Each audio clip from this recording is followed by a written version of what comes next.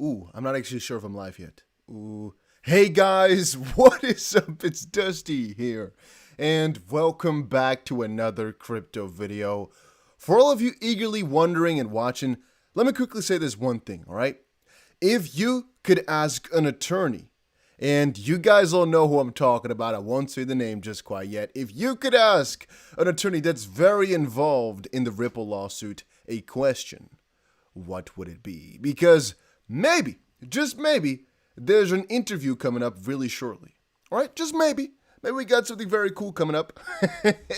Make sure you head over to this little tweet and put down below, if you could ask any attorney that's really involved in the Ripple v. SEC case a question, what would you ask him? Not saying any names, but it's going to be really interesting, all right? So make sure you quickly do that.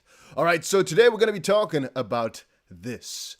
Ripple and Chris Larsen filed their reply to the SEC's response to Ripple's and Larsen's motion to compel interrogatory responses regarding the application of the Howey test to sales of XRP over the last 8 years.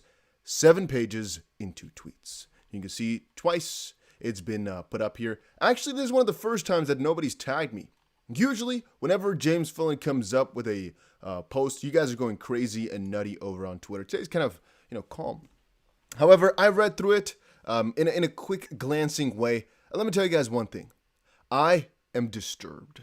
And it's actually easily to summarize this one with this specific line here from Needs Bucks. A single sentence from page 1. I read, "The SEC refuses to provide that basic information." That sentence sums up the SEC perfectly. Because guys, what I noticed after reading so many of these documents, after going through literally almost every single thing about this lawsuit, and very shortly here, I'm going to have an interview with one of the most involved lawyers in the Ripple v. SEC case. You guys all know who I'm talking about. Once more, it's going to be a really cool interview, so make sure you put your questions over on Twitter. I'm going to tag it here so you guys can do that. I don't want to say the name because it's going to ruin the surprise, but you guys can guess. And after all this noticing and listening and reading or whatever, all I know is, guys, this is just this is the most ridiculous case that I've ever known about. It's one of the only cases. Hey, 589 likes. There we go. It's also one of the only cases which I've really done a deep dive for. But if every lawsuit goes like this, I don't want to ever be involved in lawsuits because this is the most dumb stuff I can't even describe it to you. But let's go over it in a glancing way first. Guys, what this entire document is about in easy terms is Ripple asking the SEC to just answer some basic questions about, okay, if we, for example, had a contract with some of our clients, what exactly in that contract is wrong? And point us to the contract which you are referring to. And how exactly do you apply Howey to a specific contract like that? And to almost every single one of the questions, the SEC seems to answer, yeah, it's not that relevant. Or nah, I mean, we don't really have to answer you because that's not really at stake here in this case. Which again, all boils down to irrelevancy. It's really peculiar. Now, unfortunately, I'm not exactly sure if it just wasn't added or it isn't there, to be honest with you, because he only added, again, a couple of pages, and usually we also like to go through the entire exhibits and whatnot, but maybe, and that's what I'm guessing here, that because it's basically the last reply, so it's again, Ripple putting up a motion, the SEC responding, and Ripple replying, that because of the third in the line, that maybe there are no exhibits anymore. Then again, I just think they're not open just quite yet. Theoretically speaking, we can actually see if we can download it ourselves, so we have the full thing. And quick shout out to Kevin Brown coming out with the £4.50 with a nice little, I don't know, a very cute emoji. I don't know exactly what emoji I would call that. But very, very thank you, Kevin Brown. Thank you a lot. I appreciate that. Also, Jerry Mojaro. Hey, let me know, is it Mojaro or Mojaro? With the $5 coming in saying, good things come to those who wait. XRP. And I actually said that, funny enough, over on my Twitter earlier today, guys. Let's look at my my tweet for a little second. I found it pretty funny because I said over on Twitter, I'll be buying XRP until I retire. And I expect an insane XRP pump within 6 months, so I guess we're not too far away. I don't know. Sometimes I laugh at my own humor. Maybe it's really bad. Let's check it out. So yesterday, of course, we had, this is something we already covered, right? This is basically where the SEC had to send everything over to the judge and to Ripple. Today, we have this letter reply. We can actually download it ourselves, apparently. Let us see if we can easily do this. There we go. Oh, no, it's actually only 7 pages, so there's no, at all, attachments, basically. Peculiar. Very interesting. But here we go. We have, in picture form, it's always a little bit blurry anyway. You guys sometimes complain you can't see. So we download the document ourselves. We can read through it firmly, properly, and creme de la creme.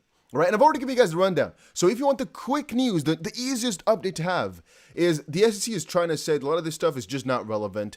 That's what they did before. And Ripple's now saying, we are asking some basic questions about how the lawsuit originated. They're not giving it to us. That's the easiest rundown of it all. Right now, we're going to read through it because it's just 7 pages, and I think this is really key. It's actually only 6. It's very key for the Ripple lawsuit to understand this part, because this is basically how the Howey is applied. And right now, we keep discussing left, right, about how Howey is applied to Ethereum and why it gets like discrimination against others. Let's go over it. Defendant Ripple Labs and Chris Larson respectfully submit this request to in support. Well, I already messed up line 1.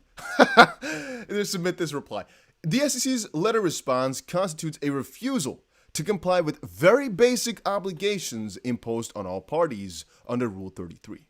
The whole purpose behind the liberal discovery afforded by the federal rules of civil procedure is to avoid surprise and trial by ambush. To this end, contention interrogatories have a critical function.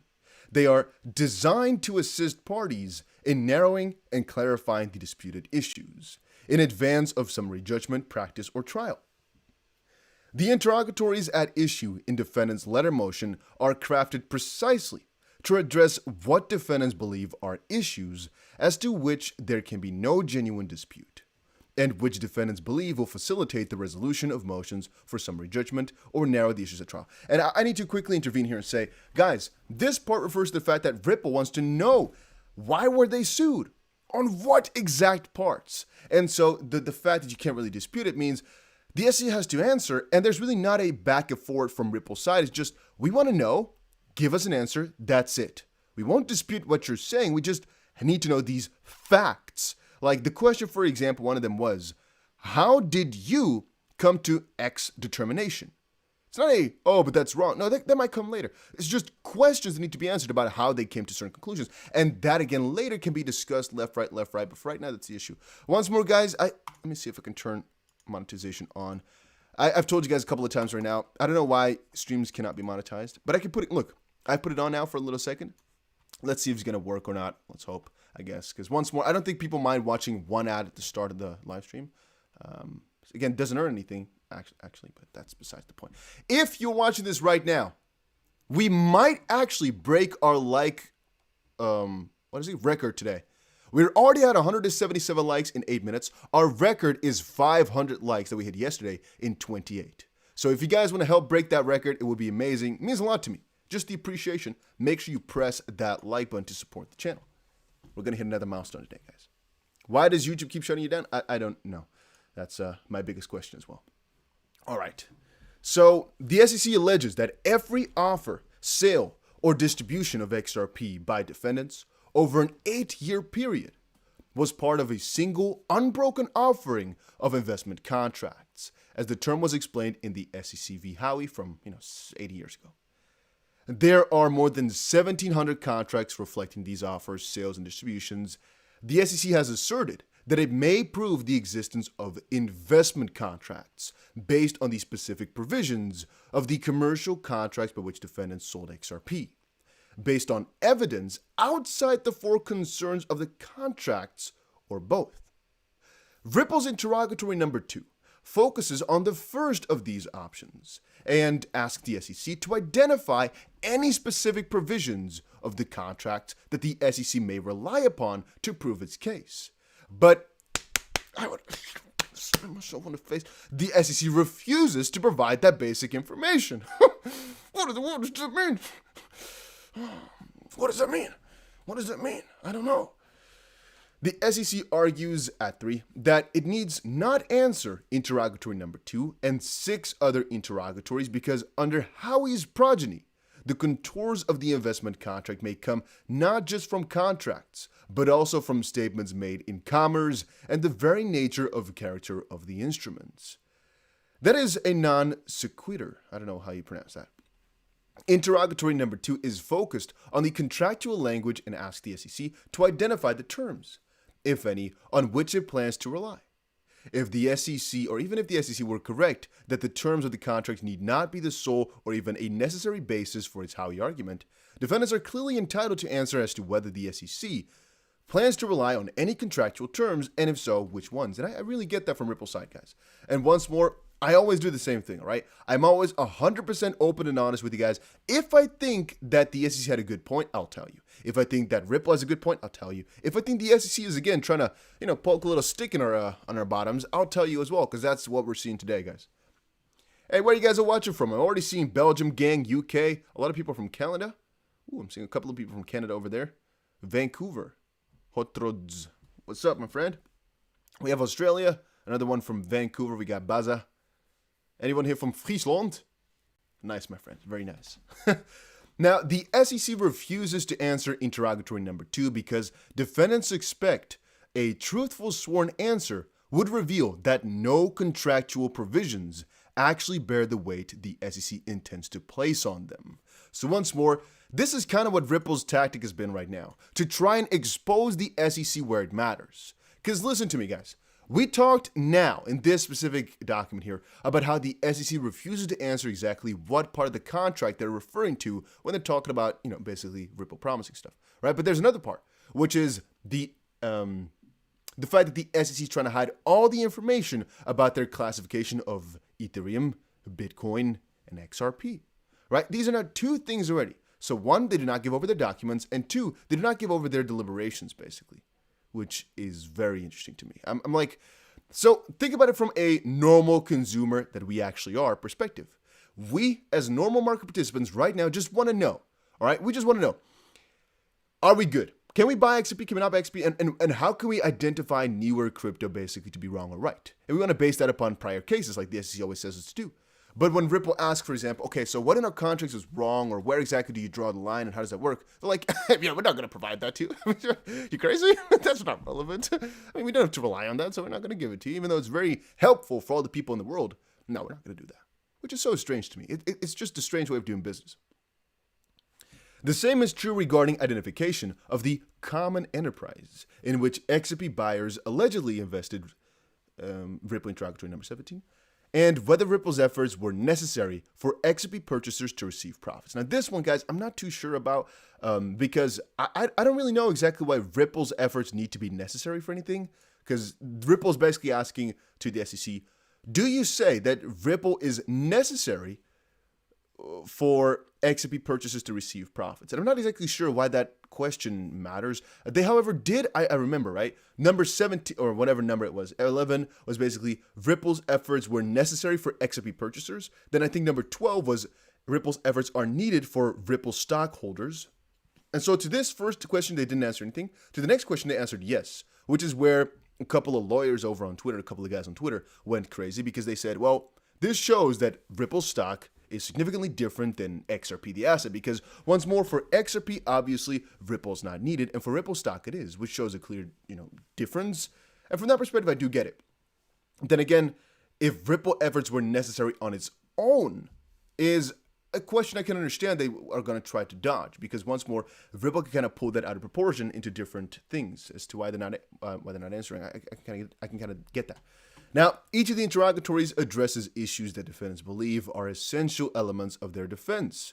And for each of them, the SEC has transparently refused to provide direct answers to avoid providing supporting evidence. The SEC can argue all it wants to the court that truthful answers to these interrogatories are not dispositive under their interpretation of Howey. But what it cannot is to refuse to answer the interrogatories as written. The deadline for fact discovery was August 31st, and discovery is now largely complete. Defendants are entitled to binding representations on potentially case dispositive issues. Indeed, Howey itself was decided on stipulated facts, yet yet the SEC is still equivocating about its most basic allegations.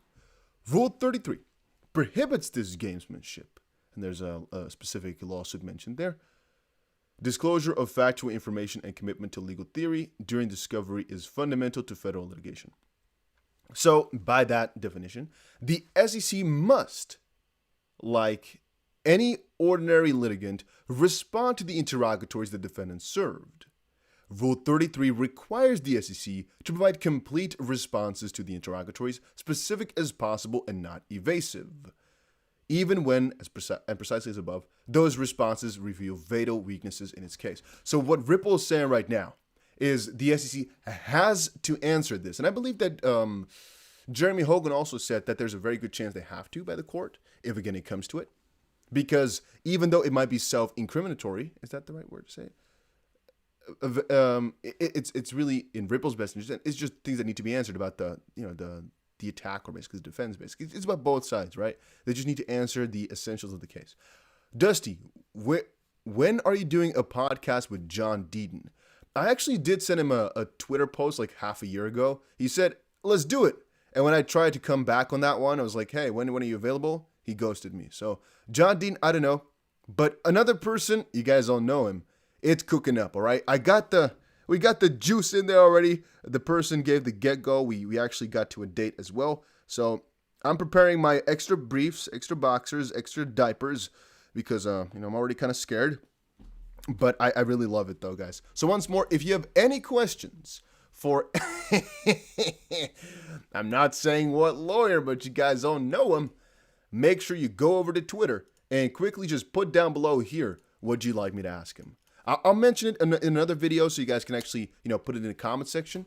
But please, guys, just put down there what you could ask a lawyer that knows everything about the Ripple laws. And you guys don't know what I'm talking about here. You guys don't know what I'm talking about. So somebody actually just sent me a message on Telegram right now. Hey, Dusty, in Belgium on the PS4 via YouTube, there's no like button. Yesterday there was. Don't know if you can do something about that. So Matthias, if you're watching right now, I cannot do anything about that. No, my friend.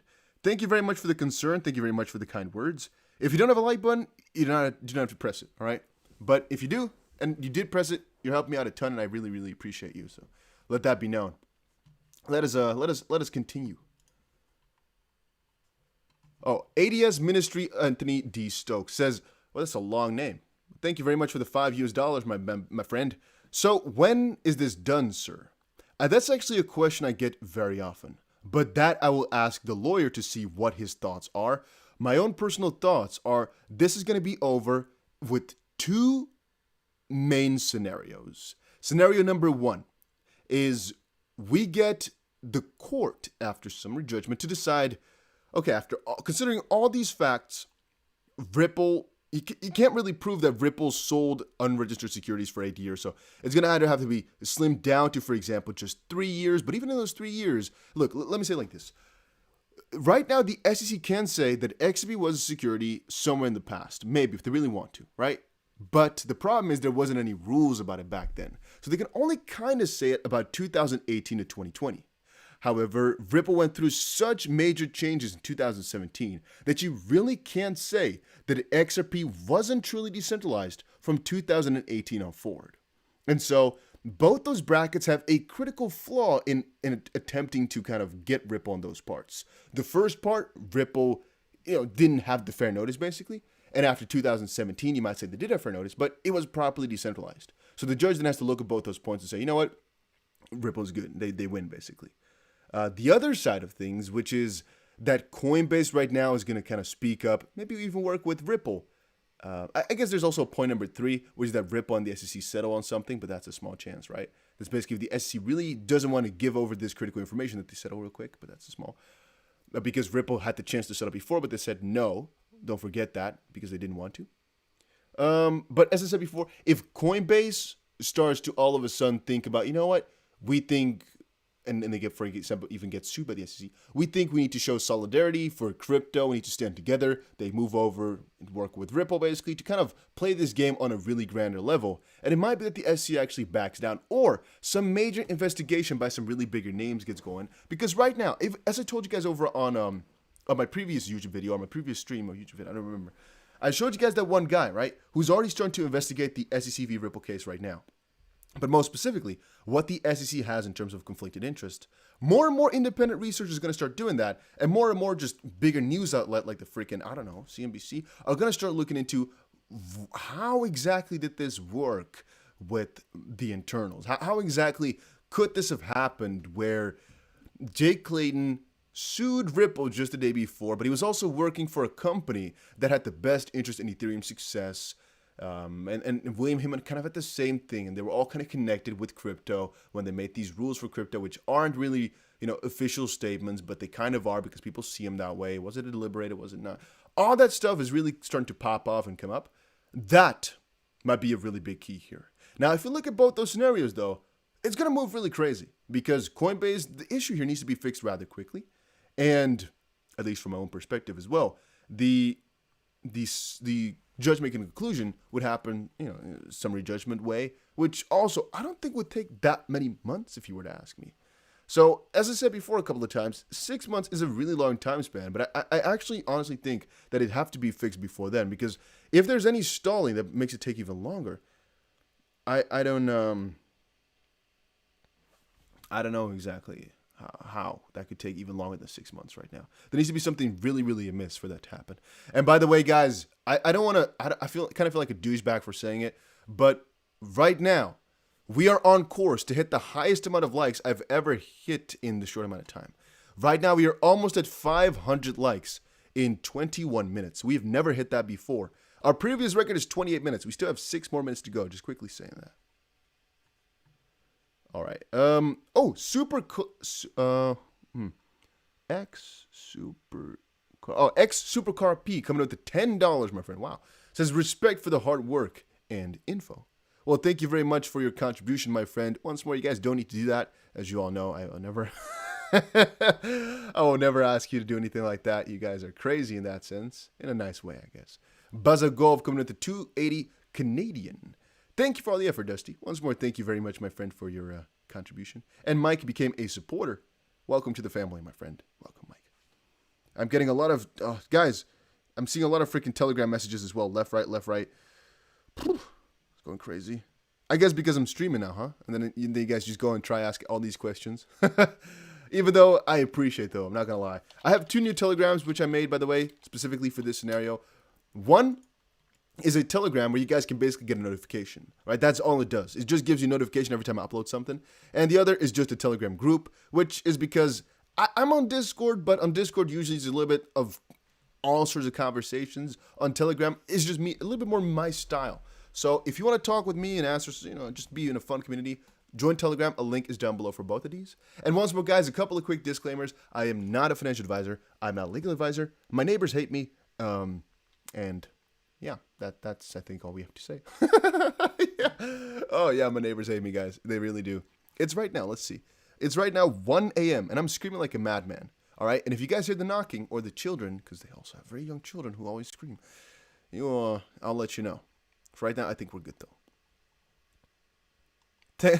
Mike says, thanks. I feel welcome. Why do you guys always mock me with the V? I say welcome nicely. Welcome. Welcome. How else do I say it? Well.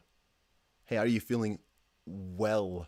Well, I try, guys. Whatever, man. XP just got a golden cross, I see on the chart. I have the, let me see here. I have the Bitcoin golden cross article open as well. You guys can't see, but I have a ton of articles open on the top as well, like usual. I have a lot of stuff to talk about, as always. But all right, let's move on. Each of these interrogatories address issues that defendants believe are essential elements of their defense. And for each... we actually covered all of that. Okay. So the SEC must provide non-evasive responses to defendants' interrogatories. Yeah, so at this point number one, right, because this is the introduction to the entire reply. Point number one basically means the SEC right now, as it currently stands, they saw whatever Ripple was asking for, and they're answering, which is okay. However, they didn't answer the questions properly because they're given some answers which you can't really work around with. For example, if I'm asking, so how did you apply that? And they're saying, we don't really apply because it's not needed. That's not an answer to how you applied it, right? At least. Hey, but let me show you guys. We had 500 likes. Let me quickly picture. There we go. Our new record is 24.5 minutes for 500 likes. That is crazy, guys. I'm not going to scream today. I'm going to give you all a quick clap. Once more, not too many claps, because otherwise I'm going to get some knocks on the door. Either FBI or neighbors. I don't really know. Both kind of the same thing. Whew. Because they're already watching us, guys. Because I scream so much. The neighbors, they already put some observant crew next to my house. All right. So as an initial matter, part one of the SEC's response is entirely non-responsive to the dispute. The SEC argues at length that a party need not catalog every fact or piece of evidence in support of the stated contention. Phillies, whatever. That is undisputed and irrelevant. Defendants' letter motion did not argue that the SEC's responses are inadequate because they failed to identify every fact supporting a particular contention. The SEC's answers are inadequate because they entirely failed to provide substantive responses to the questions defendants actually asked. The non-responsive answers are inconsistent with the purpose of narrowing issues for summary judgment and trial, which, once more, guys, the entire purpose of this process is to narrow down exactly what you're arguing for. And similarly misplaced are the SEC's complaints about the timing of defendant's motion. It is both too soon and too late, according to the SEC, but the SEC does not and cannot argue that the timing of the motion prejudiced the SEC, nor that it somehow provides any legal basis justifying the SEC's deficient responses. Let me say two things about that. So they're saying it's too soon and too late. They're saying it's too late because it's at the end of discovery. They're saying it's too soon because Ripple is asking questions which should be asked in summary judgment. So, of course, that's a little bit vague, right? Because what do you want? They're saying it's too late for discovery, but too soon for summary judgment. Yeah. So, of course, I guess from that perspective, you're right in the middle then, right? If it's too late and too early. At least that's my thoughts. Now, the SEC has not provided complete response to defendants' interrogatories. The SEC... I keep trying to move a little bit because I'm not sitting comfortably, guys. I just came in as well, by the way, because I just came in back into the recording studio. I saw some new news came up. I actually recorded a video, but then all of a sudden, after kind of being done with that video, I noticed that some new news came out, and I decided to do a live stream real quick. There's already a video which I have pre-planned, though, guys. So once more, if you are not subscribed to the channel just quite yet, I don't know what you're waiting for. You can always unsubscribe again if you don't like it. I will always be honest with you. You can always do that. But I personally think if you're enjoying this video right now, you most likely enjoy my other content. Now, the SEC's responses reflect a misunderstanding of its obligations under the federal rules. It contends that it has no obligation to respond to any interrogatories addressed to a legal theory it disputes. Now, in doing so, the SEC ignores that the interrogatories are a discovery tool designed to clarify the issues that are genuinely disputed. The law is well settled that Rule 33 requires a party to respond to any interrogatory seeking contentions that are relevant to any party's claim or defense. Now, the SEC's position is also flatly inconsistent with its own admonitions that the correct reading of Howey is for the judge to decide. Then they're stating it would be inappropriate for the court at this discovery stage in the litigation to make any substantive determination regarding a disputed defense. That determination is properly made upon a motion for summary judgment or at trial before the district judge. I don't really know that part, I guess. Here, the SEC alleges that every offer, sale, and distribution of XRP by defendants over an 8-year period constituted a single unbroken offering of investment contracts. Each of the defendants' interrogatories seeks binding representations from the SEC as to the detail of that sweeping and unprecedented allegation under Howey. As detailed below, defendants' interrogatories plainly fall within the broad and liberal construction afforded the federal security discovery rules. And so the SEC may or must provide substantive, non-evasive responses. So here's again the points, right? We have interrogatory number 2, 6, 11, 17, 19, and then from Larson we have number 5, and Ripple again, all these smaller ones basically, and Larson and one smaller one. So these here are basically Ripple's questions which they had for the SEC. And there were actually some more in the initial response, in the initial letter. But the point basically being, the SEC needs to answer all these questions for Ripple to know exactly what's going on. I'm actually seeing a couple of comments here. Aletha says you don't need the SEC. Who cares what the SEC think the rest of the world says is a currency? The USA would just be left behind. Get yourself a VPN and sell it in a different country, then transfer to yourself. You mean buy, maybe? However, I like your thought process that we don't need the SEC, because obviously where you're in the right is that you don't need the US for success, basically. You don't need to be operational in the United States like a lot of exchanges aren't. But it does help. Let's keep that clear. It does help, and it is pretty annoying if one of the largest countries in crypto, no, let me say it differently. The largest country in crypto, if they are against your thing. So even though it's not needed, it does make the entire process a lot more nice. And it does add a lot of hodlers and a lot of use cases. And even though Ripple's customers are mostly outside the US, I think they can get a really, really big use out of the US. So let's say it like that. It would just be very nice if they did get the clarity over there. Thomas says, I'm gonna bed soon. Yeah, guys, if it's really late for you, once more, you might have to do that, my friend. Yeah, Mike also says it helps a lot. And D. Pearson says, that reminds me of South Park. They took her jobs, talking to Diego. They took her door. They took her door. I remember. I watched a lot of South Park in my time. All right, Ripple interrogatory number 2. As described above, this interrogatory asked the SEC to specify the terms of defendants' contracts that the SEC contends created an expectation of profits. The SEC attempts to justify its refusal to provide this essential info by arguing that under Howey's progeny, the contours of the investment contract may come not just from contracts, but also from statements made in commerce and the very nature or character of the instruments. But that purported justification only highlights why the SEC's response is inadequate and evasive. Interrogatory number 2 seeks to discover whether, in this case, the SEC contends that the so-called contours of the alleged investment contract are based on any provision in the 4 corners of the relevant contracts, or whether those contours are to be found exclusively in non-contractual statements. Interrogatory number 2 does not ask anything about what non-contractual statements the SEC contends gave rise to the investment contract claim. Summary here, Ripple is saying, hey, you looked at our contracts, right? Okay, so what exactly did you think of them, basically? And did we do anything wrong in those contracts? If so, let us know. And the SEC is saying, well, we don't need those contracts to actually say that you were doing something wrong. They're like, okay, fine. You don't have to tell us exactly what we are doing wrong in the global stance. You have to just tell us, was there something kind of wrong following Howey in our contracts? And are you using any of the contracts that we made up for your point that we are doing something wrong? The SEC contends gave rise to investment. It asks only whether the SEC contends that anything in the provisions of the applicable written agreements led any XRP purchase to expect profit. But I get this entire part already, though. Once more, the SEC is just not really given the proper answer to it. The SEC's answer directing defendants to various public statements is evasive and inadequate. We get that. We get that very much so. The SEC also argues that its supplement informed defendants that the various contracts by which they sold XRP are already in Ripple's possession, and directs defendants at 3 to unspecified deposition exhibits and voluminous deposition testimony.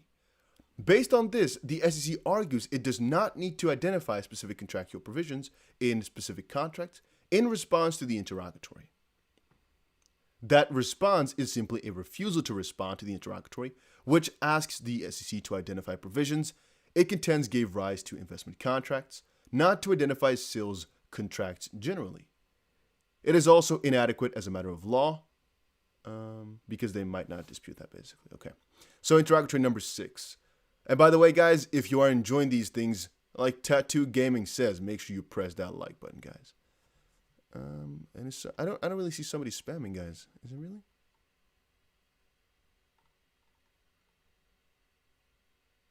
Oh, I see what you guys are talking about. I think we're good. Actually, a little fun question. Would you guys actually sell all your XRP if you, let's say it like this, right? You wake up tomorrow, you look at the price, and boom, you see $25 per XRP. Would you actually sell every single XRP? Would you sell a little bit? Would you sell nothing?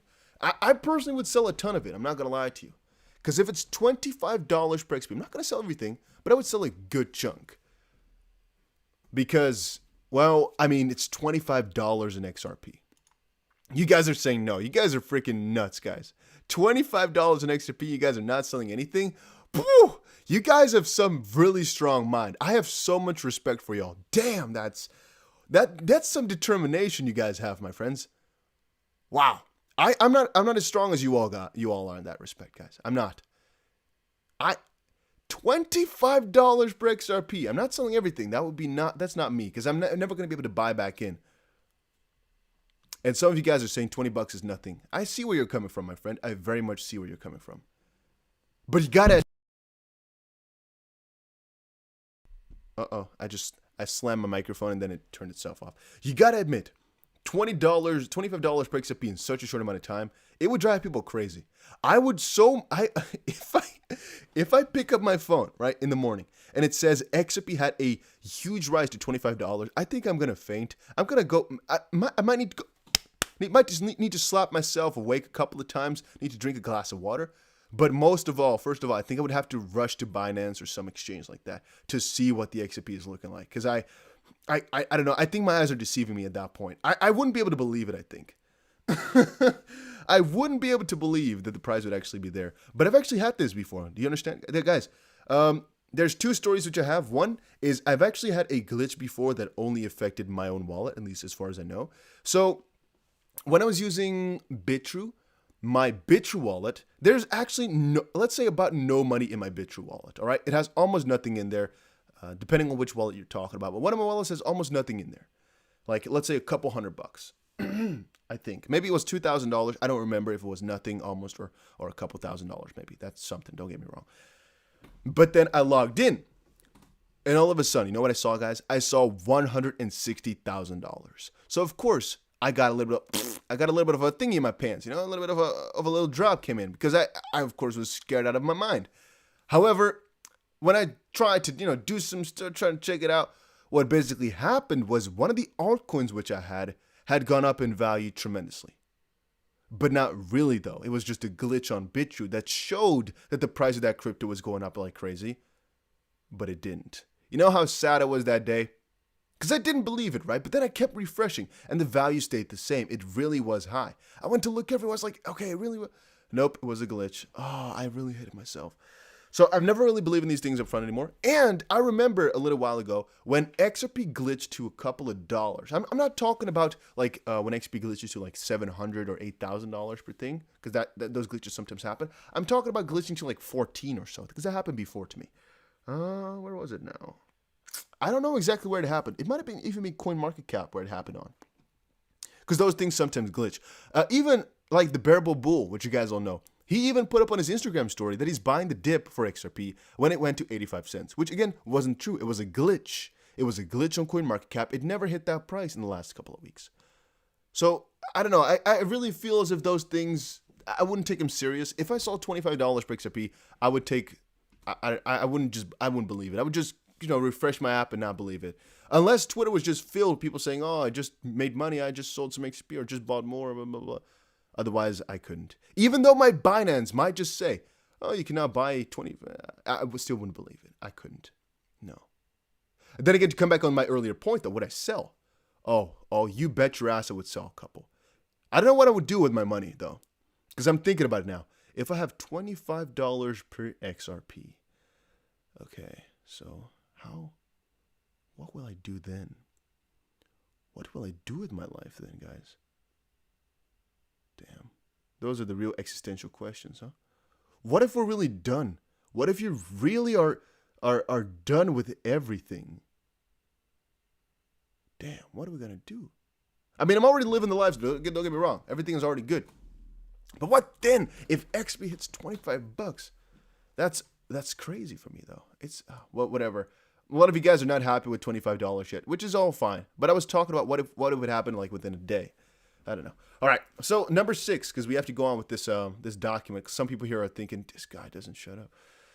Now, the SEC refuses to respond to this interrogatory because it claims that the legal status of Bitcoin and Ether is not relevant and that it should not be required to respond to the incorrect premise of defendant's interrogatory. The court has already rejected the SEC's relevancy argument, and the court should also reject the SEC's claim that it is unsworn supplemental response and its responses to defendant's requests for admission, RFAs, which are I don't even remember what RFA stands for. Wow, what does RFA stand for? We've talked about this so many times now. RFA law meaning what is it now? Request for admission. There we go. Okay, that's a little easy goof right there. We talked about it so many times before. Are sufficient to answer the interrogatory for the reasons defendants stated in their opening letter, which the SEC does not address in the response. Granted, okay. So this one is not really too relevant, I guess. Let's see. Then number 11, the SEC admits that this interrogatory asks whether the SEC contends that Ripple's efforts were necessary to increase the price of XRP, yet it seeks to avoid providing a responsive answer, instead identifying a variety of ways in which Ripple's efforts led XRP purchasers to reasonably expect profits, including a non-exhaustive list of documentary and testimonial evidences reflecting Ripple's beliefs that its efforts were necessary to achieve the XP price increases. Again, the response is an evasion.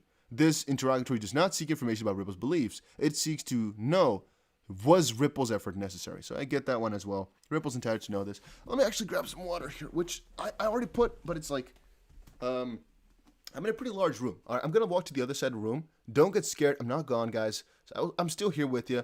Don't think I've abandoned you. All right, give me 1 sec.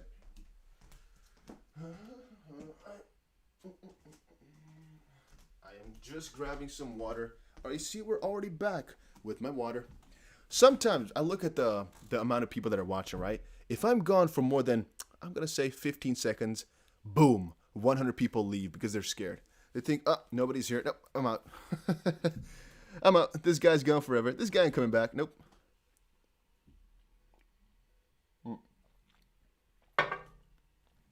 And we also have the infinite dispute. A lot of you guys say, man, if you don't turn that microphone off when you're drinking water, I will slap the shit out of it. Some guys saying, no, it's fine, it's all good. It's all good. I don't know, man. The ASMR, it's not my style, you know. But to turn it off, let's see. Dusty, how many XP do you think for us is good to hold? That is also a question that I get really often. But if you think about it, I cannot answer that question for anybody. Because if you, for example, have a net worth of $600 million, first of all, why you ask me that question then? I know, why would you? And second of all, well, then a good amount is different than somebody who has minus $5,000 to his name, you know? If you have minus $5,000 to your name, I would definitely say something else than if you had $5,000 to your name. You guys get the picture? So what can I say, right? Is it smart to hold XRP? Even that we can differ about. Once more, if you have to really pay, for example, for your food right now, I mean, everybody has to pay for food, don't get me wrong. I mean, if you, for example, can't live, you have to just, you can't spend money on investment business. You have to just pay for your first needs. I'm not going to tell you that holding crypto is smart. Of course not. Buy whatever needs to be bought in that sense. You know, there's things which are more important than becoming really rich, you know, making sure you survive, I guess. And the same thing goes for other people's things. It's like some things just take priority. And so I can never answer the question of how much do you need, man. I get that question quite often, but it's impossible. A question of how much do you think it will be worth, that's, I think, a lot easier. Because I personally think the price will just keep gradually increasing as XP's utility kicks in. Guys, are we still alive? It says, uh-oh. No, please, let's not be banned, please. Uh-oh, it's lagging again. No, please, let me see my email. I don't know if you guys can hear me. I don't know, please. Okay. Oh, we're back. Please find this to YouTube. Why does YouTube do this to me every time? I get a heart attack every time that happens. Well, I'm I need to take off my shirt, guys. I'm so... Oh, damn. Why does it keep happening to me? Oh. I really gotta, again, opvliegen in freaking Dutch. I don't know the English word for it. What happens then is YouTube says no more connection, and it starts buffering. In this specific case here, my little green dot went to, to dark. Oh, it scared the crap out of me, guys. Because it's happened now twice while we were streaming. And last time we also had over 1,000 viewers when it happened, so that, oh, damn. Whew. Okay, hot in here. Getting hot. Do you guys also feel a little bit hot? Holy smokes. All right. My neighbor thinks he's Elvis Presley. What a nut. Oh, okay. Okay. Does he keep playing the songs? All right. So, we got point number 6 out of the way. I think we got point number 11 out of the way. Number 17 is the SEC now admits that whether investors invested money in a common enterprise is relevant under Howey. In its response, the SEC stated, for the first time in this litigation, that the enterprise at issue is the success of XRP as a digital token in Ripple's XRP ecosystem.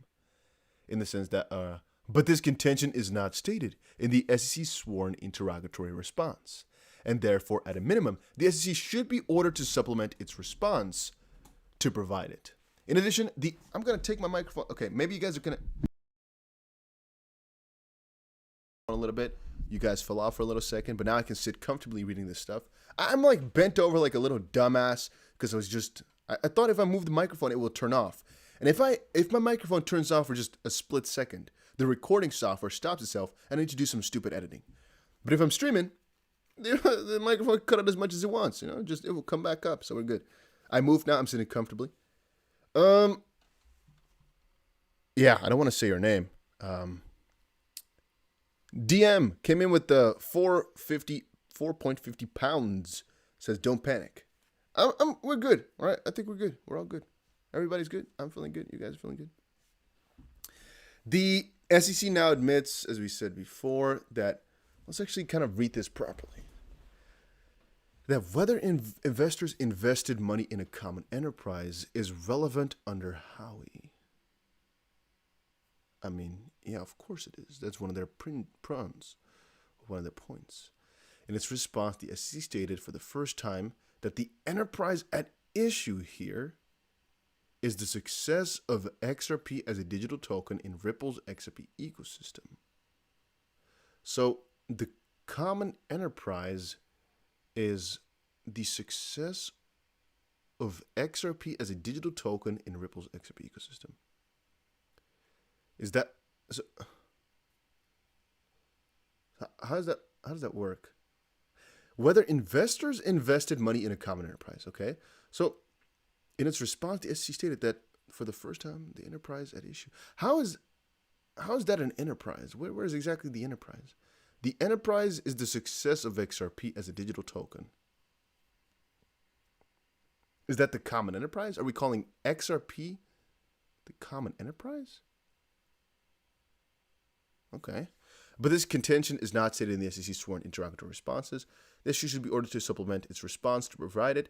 In addition, the SEC again contends that prior responses to RFAs can serve as a substitute in responding to this interrogatory. The SEC is again wrong in the matter of law. Okay. Number 19. SEC does not dispute that its response fails to answer the interrogatory, which asked the SEC to identify evidence, if any, supporting the contention that XP holders had a right to future payments from Ripple. The SEC's only defense for failing to respond to the interrogatory is that its unsworn reference to the RFA responses suffice in lieu of offering a complete sworn response. Okay. Larson, number 5. This was one of the most interesting ones. The SEC's own website acknowledges that whether a digital asset is not fully functional at the time of the offer or sale is especially relevant in an analysis of whether the third prong of the Howey test is satisfied. Notwithstanding this unambiguous statement, the SEC maintains that the information sought by this interrogatory, the SEC's contentions as to whether and when the XRP ledger became fully functional, is irrelevant. The SEC also argues at 6 that it cannot answer the interrogatory without additional guidance regarding the meaning of its own terminology. These arguments lack any good faith basis, even if functionality depends on whose perspective is being used to measure it. Defendants are entitled to know the SEC's perspective regarding the XP ledger became fully functional. The reason I'm saying that this is most likely one of the most important points, guys, is because if you think about it for a little second, whenever Ripple basically started as a company and XP became fully functional, you could kind of relate those two things to each other, but also, when did XP become fully decentralized then? You know, after it became functional, you can kind of start asking a couple of questions, kind of put a couple of things together if they answer this question. So from the point that they answer this question, you have a kind of a little bit of playing room for the future. So that's, of course, what the SEC is trying to not do it. They're trying to go away and say, it's not really... Because Ripple might be able to play around with this a little bit. Best wishes from Germany, Bavaria, XP Moon. Thank you very much, my friend. What's up? And then the other numbers, basically, that's the last part of this. Finally, the case law is clear that an answer to an interrogatory must be completed within itself, and that references to other answers to the interrogatories are improper and thus unresponsive. The SEC ignores this court's decision and insists that its responses are perfectly proper because these interrogatories seek identical information to other interrogatories defendants have served. That is incorrect. The SEC's characterization of Ripple's interrogatory number 11 as identical to Larson's interrogatory number 4 shows the SEC's approach is problematic. Yeah, whatever, guys. Point being, Ripple wants to know this stuff, right? And here, the difference is the former asked the SEC's for evidence of whether Ripple's efforts were necessary to bring about any increase in the price of XRP, and the latter asked the SEC to identify what conduct Ripple allegedly undertook for the purpose of generating profits for XRP holders. Of course, those are really different questions. These interrogatories on their face seek different info and cannot be satisfied by cross-reference to one another, which is logical. Let's see. Good day, mate. What's up, my friend? Good day. Inspector 420 says, watch your videos all day, every day, Dusty. That is crazy, investor. Very much appreciated, my friend. Welcome to the community, I can say. Welcome, welcome, welcome. And the good part is, because I turned subscriber mode on in the chat only, we know that everybody here is a community member. So that is also really appreciated. Just, every time you watch something, I appreciate you. I want you to know that, all right? I think about you guys. And if you ever have anything that you think can do better or that you would like changed, you can always let me know. You can do it on Telegram. You can do it in the comment section. Once more, guys, there's people in my team reading every single comment. That's one part. But as I've said before, I will look through every single comment every day. Let's spend at least an hour every day just reading through comments, making sure that I answer the ones that I think are critical. Then again, sometimes some are missed. Because if it's, for example, on an older video, I sometimes can't catch it. And if I've answered the question a ton of times already, sometimes I skip. But I try to answer a lot of people. I try really my best. But your best bet is to just go on Telegram and just chat around. And you can also ask others, of course, the questions. Kevin Brown came in with a £4.50. Guys, this is actually one of the most lucrative streams we've ever done. If you're wondering, because you guys, of course, I'm always open with you, all right? We have gotten about 34 euros, which... if you're wondering, is this going into your pocket? I don't think so. I think of this, YouTube is going to deduct, I think, 30%. And, of course, you have your income tax, which in the Netherlands is very high. All right, let's put it like that. At least going to be 40, but maybe even 50%. So you're left with about let's say about 10 euros in real profit. Just quickly letting you guys know about that. However, Kevin Brown said, do you think it's in Ripple's interests for XRP to rise in price? So the easiest answer to this question is very much yes. We've covered this a couple of times before on the channel. Very much yes. Ripple has stated this numerous times. And again, we have 800 viewers and 700 likes, which is also crazy. We don't hit that very often, these high amounts of likes. But yes, Kevin, yes. Ripple wants the XP price up, which is also one of the SEC's points, though. Because obviously, like anybody can guess, the SEC wants to kind of be like, so you want the price to go up because you have a lot of it, and you want to basically sell XRP on those guys after the price goes up. But you can see it from a different perspective, too. It's in every foundation of a crypto project's best interest to have the price as high as possible because, of course, the higher you are in terms of price, the higher you are in the rankings. That's one thing. But also, the easier it is for your system to work flawlessly. No. The cheaper your network gets. I need to explain these things a little bit more elaborately. Sometimes I'm a little bit too overzealous in answering. What it means if the price goes higher is if the price per XRP is, for example, $1,000, there's less fluctuation when people try to, for example, send $10. Right now, if you're trying to send $100 million worth of XRP, you're going to move the markets by, let's say a cent or two, as an example. If, the XP market cap is $1 trillion and there's like $500 billion worth of volume every day, you're trying to move $1 billion. That ain't nothing. Nobody's going to care about that because it just gets lost in the flow. So the higher the price, the more volume, the better it basically all gets. So yes, those guys want it. They want it as high as possible. So that is the answer to that specific question, my friend. And once more, thank you very much for the $5, basically the 450 pounds. Let's see what else I got here. I saw a video. A couple of people have been sharing this. Best interview to date with Senator Toomey. The SEC is taking enforcement action without first communicating clarity to the market. And guys, once more, remind yourself of what I've been sharing. Let me actually retweet this as well. Remind yourself of what I've been sharing. The mainstream media is going to pick up on the Ripple v. SEC case really, really shortly. It's already happened piece by piece, but really, really shortly, I think a big catalyst basically is going to get overthrown. Kevin, I actually have one. I have bookmarks here, right? Let's see. I only have one bookmark. And it's actually the specific answer to your question. This is actually really coincidental, but this is the only bookmark that I have. Here's the Ripple CTO and co-creator of the XP Ledger explaining why a higher price for XRP would help Ripple in several ways. So, yeah, you can actually take a screenshot of this if you want to. Isn't that kind of funny? I remember I was all of a sudden like, hey, I have this bookmarked. That's actually really coincidental. I'm not going to lie to you. There's your answer, my friend. That's really funny. You guys are talking to Hunter, was that? Yeah, I have one bookmark. I've never really learned how bookmark works on Twitter. I just always press the like button and then scroll through my likes. Diego, you're out? Oh, what's up? What's up, Diego?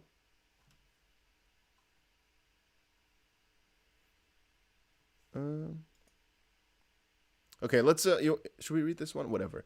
The most obvious benefit to Ripple of an increased price for XRP is that it increases the value of Ripple's XRP.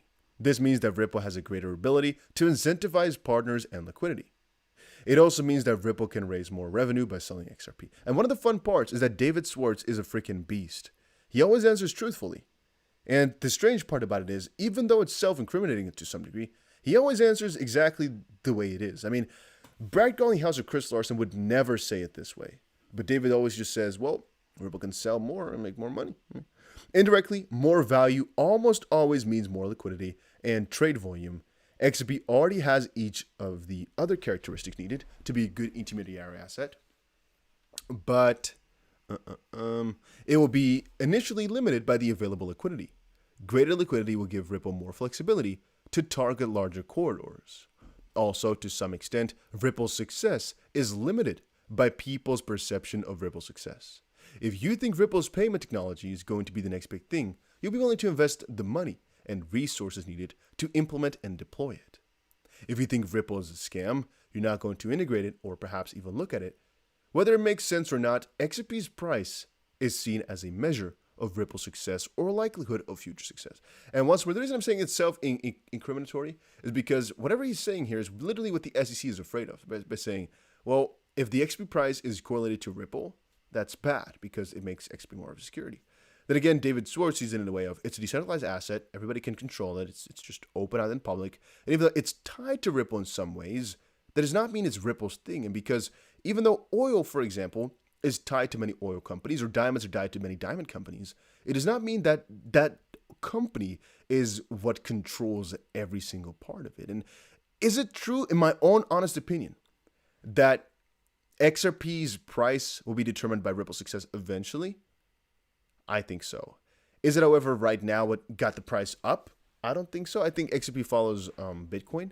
And would I have invested so much into XRP if Ripple weren't there? No. Let's be honest. No, I wouldn't. But it is there. I like it. And I really can't understand, I guess, how it can be a security. I can understand if they want to fine Ripple for something, if they don't like what Ripple's doing. I get that. But I also, from some perspective, thinking, and they just don't want the normal folk to get rich with all of this, right? I don't get why, if you, for example, want to buy into Ripple stock, you need to be an accredited investor. And an accredited investor can only be, you can only get there if you have $1 million in net worth or $200,000 a year in income, $300,000 if you include your spouse, or you are accredited, from some other way. It's freaking stupid that you can't buy into Ripple stock if you are not a millionaire already. Like, why? Because only then can you make smart financial decisions? Really? Is that so? And those type of things make it so that people have to choose different things. Now, like XRP, for example. Now, as I said before, I wouldn't have most likely put as much money in had Ripple not been there. It's just the truth, because who else would use XRP, right? Then again, there's a lot of other projects out there where I'm thinking, it's just really a scam, right? And with XRP, I feel as if, well, we can do so much. You can actually buy, theoretically speaking, Ripple stock with XRP as the currency. As just a small little example. And if that's the case, if you can, again, think about that. If you can buy Ripple stock with XRP the currency, then how does that all work? How can that be a security then? How can we have these new sort of currency securities? Because one thing they're forgetting, the SEC, I think, is that it's newer technology, yes, but it really doesn't make a lot of sense if a lot of these things are, as I said before, currency securities. With EOS, you can definitely buy stock. So it would also fall under the security currency. But there we're talking about the initial coin offering, the ICO, which was wrong. With some of the projects, it's literally the project's success formed into a currency. If you're basically buying stock and you're getting sort of a yield, for example, if the project is good and stuff like that, I can sometimes more understand how that's a currency because you're literally tied to the company. With Ripple's XRP, it isn't that way. So once more, even though we are kind of connected to Ripple, that's also people's perception. It's not always the truth in essence. It is also important that it not be terribly expensive to hold XRP. A higher price will mean that it's similar sized. Sell will produce less volatility. So a higher price could mean a lower cost to hold XRP. So long as XRP's general price direction is up, the volatility can be hedged without much difficulty. When Bitcoin sold for $1, you couldn't really use them to buy or sell a house. You can now. Bigger transactions require bigger value, and the higher the price of XRP, the larger payments that Ripple can target. When you're expecting exponential growth, even a small increase in your starting point can pay huge dividends down the line. Yeah, I guess very fair, right? Once more, I don't know if the SC actually saw this. Actually, here's a question. For 2017, I was already making videos at this time about XRP. Very fun fact. So Digital Runway says, which might necessitate manipulation of XRP price down by Ripple Corp to make buy-in more attractive to big opportunity customers. And David says, that makes no sense. We can sell XRP for as little as we want. No need to manipulate anything and risk benefits of higher price. He says, Ripple Corp selling XRP at below market levels would be market manipulation, though. David says, honestly, I have no idea what you're talking about at this point. Maybe we're completely talking past each other. Ripple sells XRP to raise revenue and to incentivize partners. For the former, higher price is better for Ripple for obvious reasons. For the latter, the higher the value of XRP, the more of an incentive the deal is. What is the case where a lower price/value helps? He says, would a lower stable value not help incentivize institutional investors? He says, no. Why would you think that? Digital Runaway says, the R3 suit kind of made me think of it. Interesting. Very interesting. I guess maybe he's stuck up with the mind of thinking the lower the price, the safer, which a lot of people think. I don't know. I think. I see Nate Taylor coming in with the $2 Australian saying, thoughts on NatWest share. I have no idea what you said right there, my friend. Not what. Oh, you're saying NatWest share predicting digital pound. I actually have no idea on that, Nate. I have no idea on that.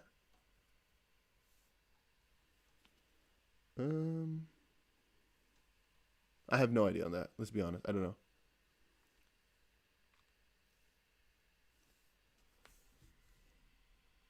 I'm tired of these titles now, man. I'm sorry, my friend. These titles only increase views and increase excitement all day, every day for the last week now. Well, I've been doing the same thing for a very long time, I guess.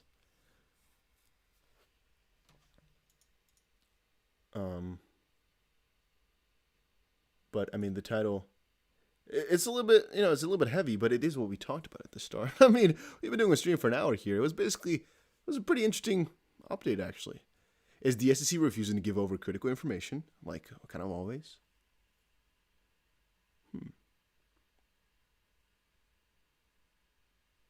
Yeah, and I guess sometimes you're just gonna kind of think past the title, if I'm honest, because the title, you gotta also think with me here.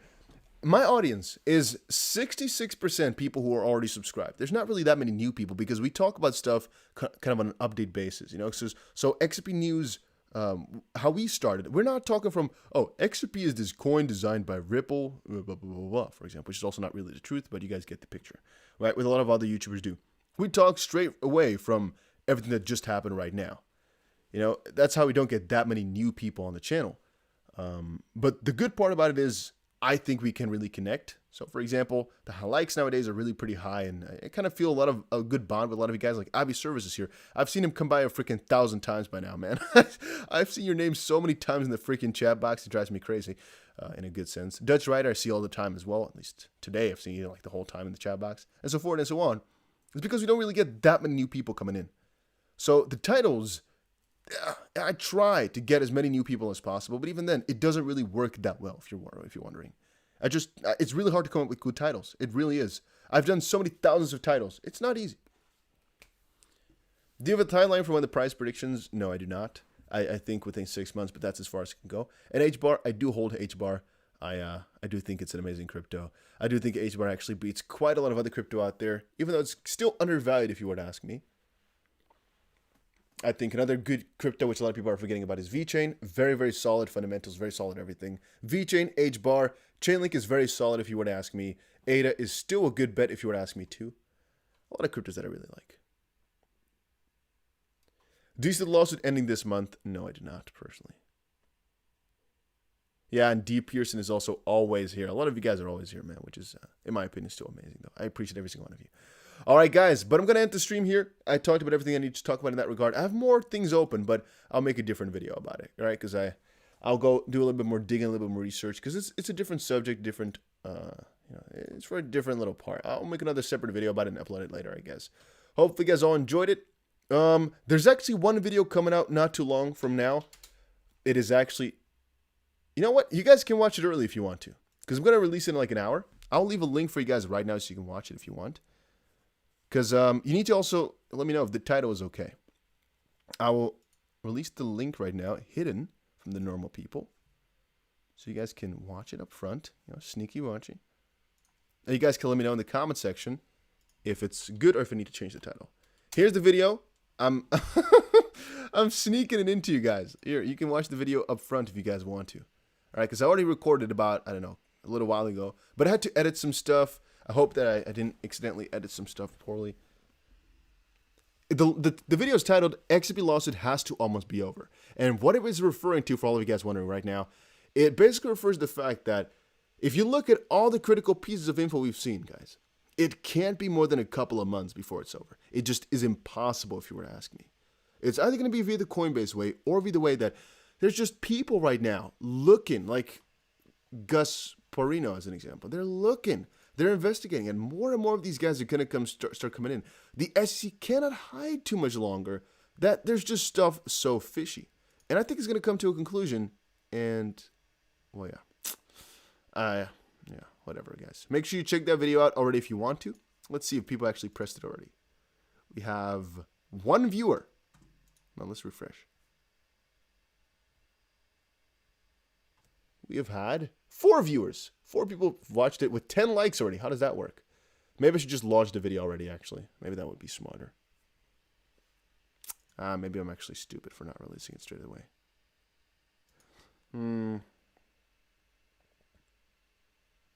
Should I release it? No, I don't know. I don't know. It's smart.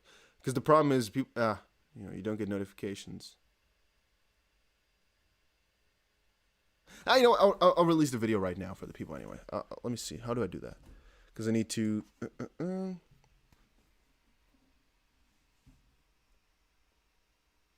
No, you know what? I'll wait. No, I'm a dumbass. I'll wait.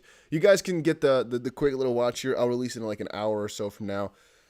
That's otherwise people don't notice it because the stream gets put on top of it. You don't need to know. You don't need to care. It's all fine. All right, I got more videos coming up later today.